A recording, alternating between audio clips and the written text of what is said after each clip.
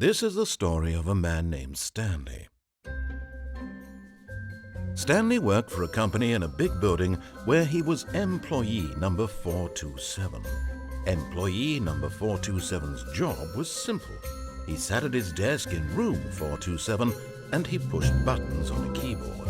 Orders came to him through a monitor on his desk, telling him what buttons to push, how long to push them, and in what order. This is what employee 427 did every day of every month of every year. And although others might have considered it soul-rending, Stanley relished every moment that the orders came in, as though he had been made exactly for this job. And Stanley was happy. And then one day, something very peculiar happened. Something that would forever change Stanley. Something he would never quite forget. He had been at his desk for nearly an hour when he realized that not one single order had arrived on the monitor for him to follow. No one had showed up to give him instructions, call a meeting, or even say hi. Never in all his years at the company had this happened, this complete isolation. Something was very clearly wrong. Shocked, frozen solid, Stanley found himself unable to move for the longest time. But as he came to his wits and regained his senses, he got up from his desk and stepped out of his office.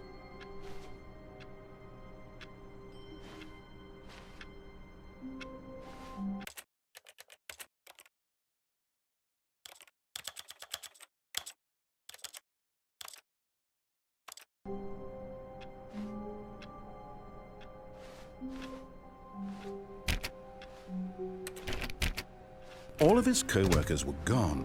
What could it mean? Stanley decided to go to the meeting room. Perhaps he had simply missed a memo.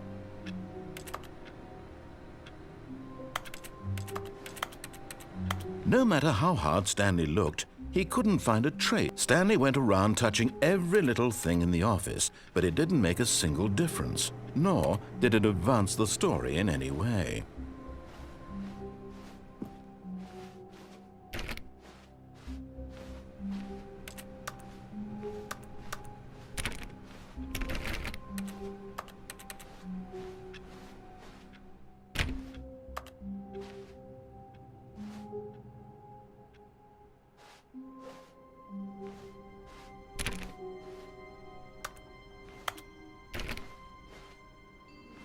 When Stanley came to a set of 2 open doors, he entered the door on his left. This was not the correct way to the meeting room, and Stanley knew it perfectly well. Perhaps he wanted to stop by the employee lounge first, just to admire it.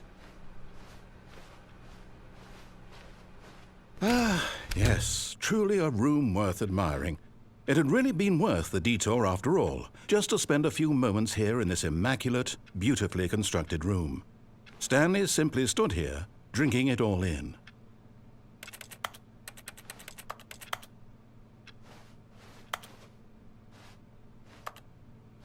Yes, really worth it being here in the room. A room so utterly captivating that even though all your co-workers have mysteriously vanished, here you sit looking at these chairs and some paintings.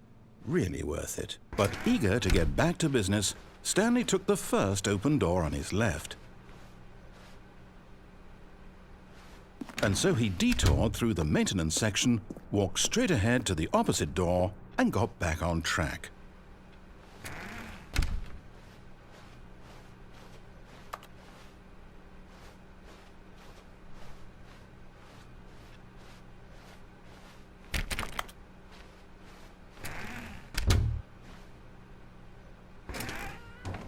Yet there was not a single person here either. Feeling a wave of disbelief, Stanley decided to go up to his boss's office, hoping he might find an answer there.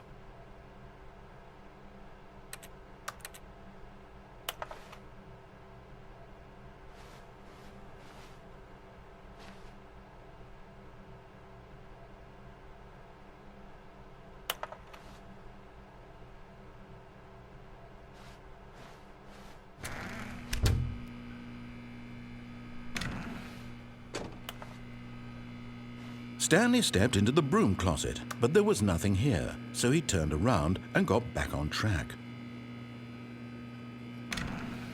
There was nothing here. No choice to make, no path to follow, just an empty broom closet.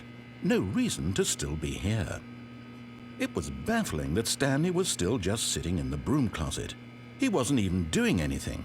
At least if there was something to interact with, he'd be justified in some way. As it is, he's literally just standing there doing sweet FA. Are you really still in the broom closet? Standing around doing nothing? Why? Please offer me some explanation here. I'm genuinely confused. You do realize there's no choice or anything in here, right? If I'd said Stanley walked past the broom closet, at least you would have had a reason for exploring it to find out. But it didn't even occur to me because literally this closet is of absolutely no significance to the story whatsoever. I never would have thought to mention it. Maybe to you this is somehow its own branching path. Maybe when you go talk about this with your friends, you'll say, "Oh, did you get the broom closet ending? The broom closet ending was my favorite." I hope your friends find this concerning. Stanley was fat and ugly and really stupid.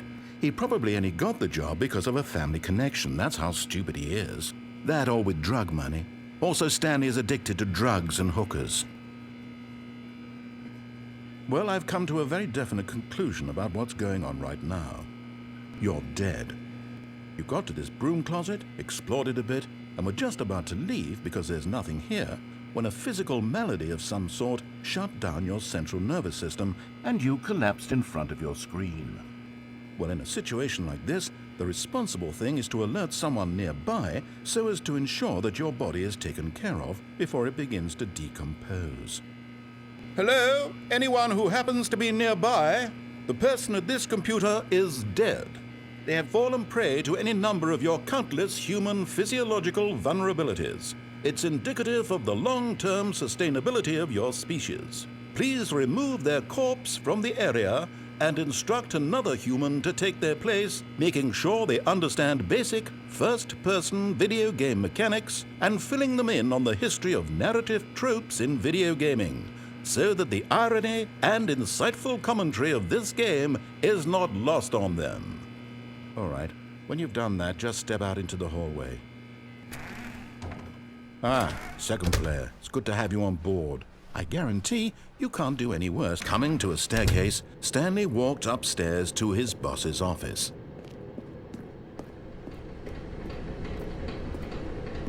But Stanley just couldn't do it. He considered the possibility of facing his boss. Admitting he had left his post during work hours, he might be fired for that. And in such a competitive economy, why had he taken that risk? All because he believed everyone had vanished? His boss would think he was crazy. And then something occurred to Stanley. Maybe, he thought to himself, maybe I am crazy. All of my co-workers blinking mysteriously out of existence in a single moment for no reason at all? None of it made any logical sense. And as Stanley pondered this, he began to make other strange observations. For example, why couldn't he see his feet when he looked down? Why did doors close automatically behind him wherever he went?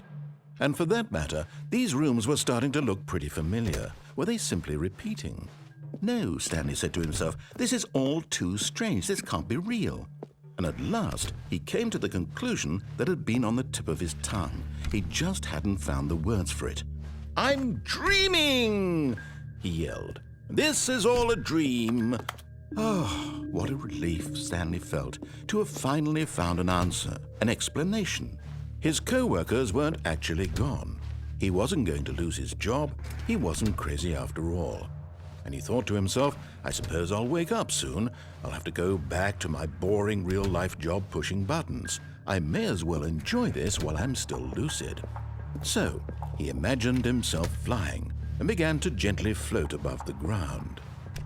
Then he imagined himself soaring through space on a magical starfield, and it too appeared. It was so much fun, and Stanley marveled that he had still not woken up. How was he remaining so lucid? And then perhaps the strangest question of them all entered Stanley's head. One he was amazed he hadn't asked himself sooner.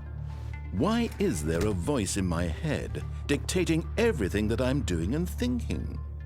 Now the voice was describing itself being considered by Stanley, who found it particularly strange. I'm dreaming about a voice describing me, thinking about how it's describing my thoughts, he thought. And while he thought it all very odd and wondered if this voice spoke to all people in their dreams, the truth was that, of course, this was not a dream. How could it be? Was Stanley simply deceiving himself, believing that if he's asleep, he doesn't have to take responsibility for himself?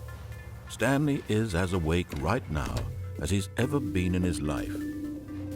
Now, hearing the voice speak these words was quite a shock to Stanley. After all, he knew for certain, beyond a doubt, that this was in fact a dream.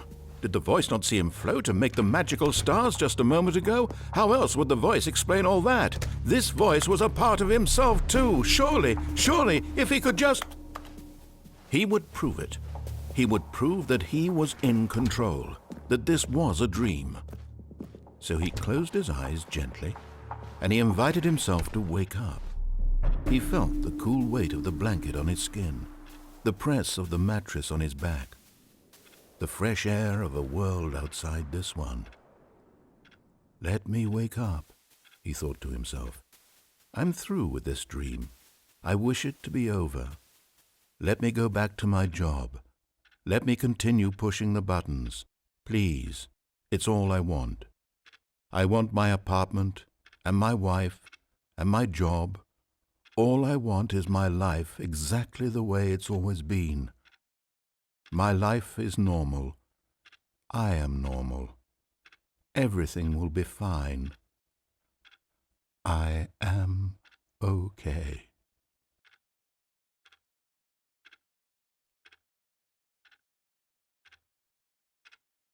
Stanley began screaming. Please, someone, wake me up. My name is Stanley. I have a boss. I have an office. I am real. Please, just someone tell me I am real. I must be real. I must be. Can anyone hear my voice? Who am I? Who am I? And everything went black.